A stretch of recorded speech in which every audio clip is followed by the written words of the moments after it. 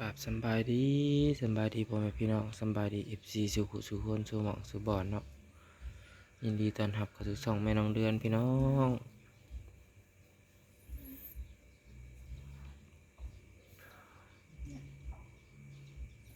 สบายดีพ่อแม่พี่น้องใช่เนาะ โอ้ยพี่น้องเอ้ยตื่นขึ้นมาตอนเช้าว่าได้ข่าวนะพี่น้องเอ้ยบ่ดีบันไดเนาะ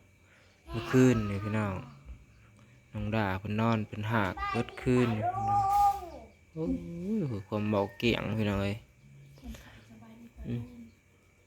ถ้าคนสันหนาวบึนหนาวแห้งบ่ลูกยังหนาวแห้งบ่นี่บอกว่ามัวลูกที่ชิวะเนี่ยลูก อันนี้เฮาก็ให้กินยาไปแล้วพี่น้องเนาะแต่ว่าเฮาบ่ทันได้พาไปหาหมอเนาะจักหน่อยพังเบิ่งอาการพี่น้องเอ้ยถ้าว่าแข้งไข้ยังอันบ่ลดบ่เศร้าเนาะยังบ่ลดยังก็สิพาน้องดาไปหาหมอพี่น้องเอาคืนไปหาหมอกันเนาะขี่รถจักรไปตากลมไป อืม หากันไปหาหมอผัดใกล้เต๋อพี่น้องที่พาไปหาบ้านนั้นดูไปกันไป อืม หมอเดือน ให้เบิ่งอาการก็จักแนวเช็ดน้ำให้เพิ่น ตั้ง พี่น้องเอ้ย ตั้งสิพาไปพี่น้องขี่หอนแหงสั่นบึนๆนั่นนี่บอกพาไปพอขี่รถจักรไปเนาะ แม่นผู้ที่ตื่มแล้วก็เช็ดน้ำเอาพี่น้องเอ้ยเนาะสาเหตุก็คือ จากสภาพอากาศเปลี่ยนบ่เลือจังได๋ก็บ่ฮู้พี่น้องเนาะก็เห็นกีตาร์ผุมือเยืองอยู่ตั้งแต่มื้อวานนี่แหละพี่น้องเอ้ยแปลกๆอยู่มื้อวานนี่เนาะเพราะว่าคนกีตาร์บ่ได้หลายปานใดแต่ว่ามื้อวานนี่กีตาร์ผุแห้งหั้นนะพี่น้องตาเริ่มบวมๆหน่อยหนึ่งเนาะแต่ว่าเฮาก็พาเพิ่นไปปักช่องแน่แหละพี่น้องเอ้ยไปลัดปูเพิ่นเนาะเมื่อวานนี่จังว่ามาเดี๋ยวก็ถือขิงไข่เลยเมื่อคืนนี่พี่น้องเอ้ยพ่อกับแม่ผัดกลับไปอันนั้นแน่ไปเพื่อนทีแน่เพราะว่าอันนั้นมาส่วนเน้องเมื่อคืนนี่ถ่ายคลิปลงให้เบิ่งแล้วพี่น้องเอ้ยถ้าแม่นเอาไปน้ำแห้งสิตื่มนักพี่น้องแต่ว่าตอนไปนั่นเพิ่นบ่ทันถือขิงไข่พี่น้องเอ้ยก็บอกห้าไข่ออกเที่ยงคืนนี่ว่าซั่นพี่น้องไข่แล้วก็หากเนาะ นอนนั่นใหญ่ๆมันห่อไม่ได้นอนไปนอนมันไม่ใหญ่กับบริซูนบริบ้านจนมันบอกเองว่าไข่เนี่ยไม่ใหญ่จะไม่หู บอกว่าบริบอกแม่แหละแม่แหละมาเป็นขาด อืมแล้วยังปวดหัวแห้งบ่ลูกยังปวดหัวแห้งบ่ปวดใช่ลูกปวดหัวน่ะใดปวดวางได้ลูกใครแต่ว่าคนอยากเล่นคนดื้อ เมื่อเช้านี้ต้นจะไปจะไปซื้อยานะคะสันบุญว่าน้าแม่เซ้ยแป้นแม่ปุ้ยแป้นแป้นไปนานมาแป้นนาสิหายแป้น บอกแม่บอกแม่เขาว่าแม่เลือกแม่ปุ้ยก็เลือกแม่แหละ แม่นบ่ แม่เอาดิเอาแวนออกก็ได้มันค่านี่ ขนาดเป็นไข่ยังช้ำนี่พี่น้องเอ้ย ออกได้แล้ว ก็เสียงสิ เขาเทียงเก่งเลยเอา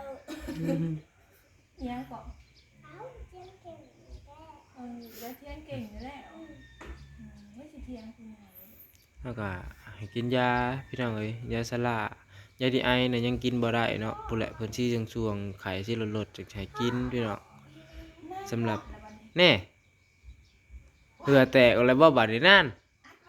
บอกเงี้ยว ฮ้อนแล้วว่าซั่นพี่น้องเอ้ยเนาะยาคือสิออกฤทธิ์แล้วพี่น้องเพราะว่าหาก็กินไปบางประมาณได้บ่30นาทีที่ว่ากินยาไปนี่พี่น้องเอ้ยแล้วก็เสร็จน้ำแน่พี่น้องเอามันผ่าเสร็จน้ำสุบแล้วก็เสร็จตามคิงตามมันร่างกายตามห่างกายพี่น้องมันก็ซอยให้ไข้ลดลงได้ อยากว่า50%พุ่นแหละพี่น้องเอ้ยเนาะสำหรับเอาน้ำลูกคอยเสร็จนี่ก็ได้พี่น้องเอ้ย อันอยู่ซะมันลงมากินหอนแห้งแม่พากินน้ำปัดแห้ง อืม อันนั้นเศษแขนขาหนึ่งสั่นบุ่นๆจนจะเศร้าเศษ อืม เทียนสั่นบ่แห้งปานใดไข้นี้เขาปะเศษหน้าผาก เมื่อเราที่ร่างเหนียว เหี่ยวบ่น่ะโหนอนเหี่ยวนอนเหี่ยวจะเป็นเพิดฟาดพี่น้องเอ้ย คนเผา จังหน่อยก็แสบอีปิซะเด้อ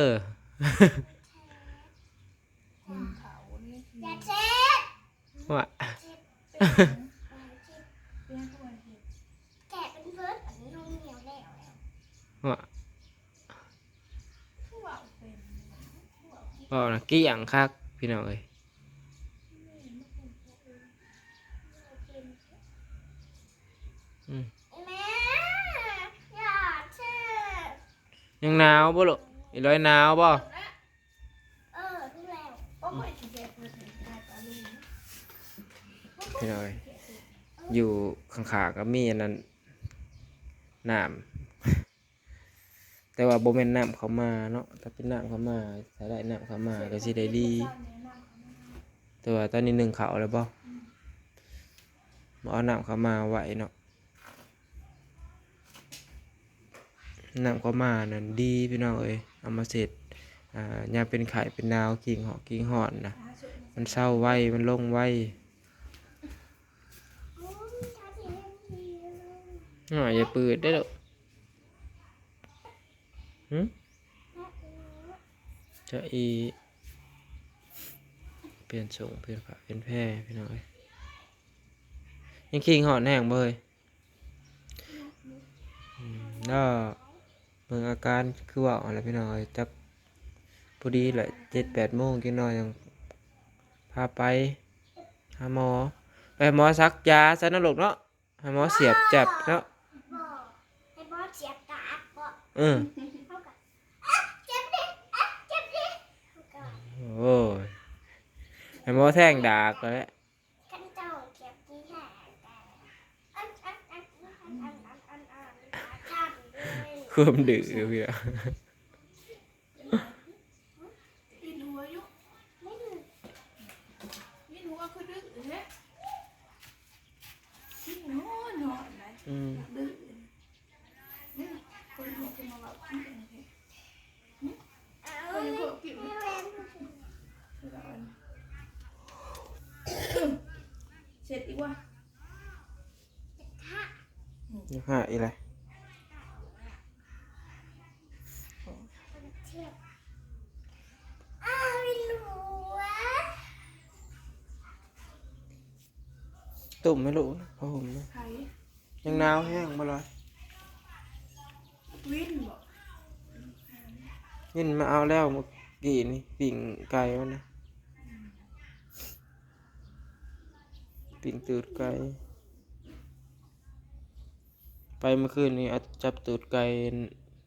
คนไปทำการมาพี่น้องเอ้ย วิน วินเนาะ บอกว่า อืมไปเพราะว่าพอลงเดือนก็ลืมเกือบพี่น้องเอ้ยถอดเกือบไว้คือไปนอนอยู่รถ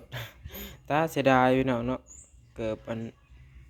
คู่นะเกือบ300 บาทพี่น้องเอ้ยแต่ว่าใส่มาแล้ว2 ปีแล้วแหละแต่ว่ามันทนพี่น้อง ขาด อืมขึ้นรถนอนถามแม่น้องเดือนเพราะว่าถอดไว้อยี่ลุ่มพัดขี่รถออกเพราะว่าบูเมื่ออะไรก็นอนเลย อันไปแล้วสิกินยูเคฟลูก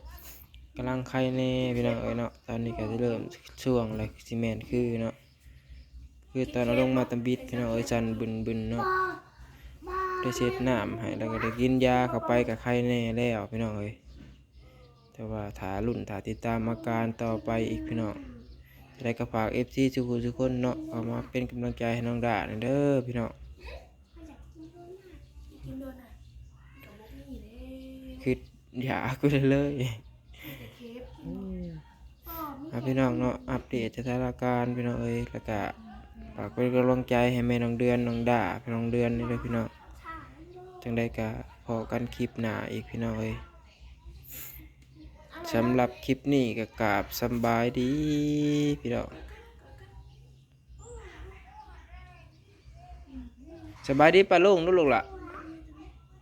ต้องปวดหัวแห้งบ่ผู้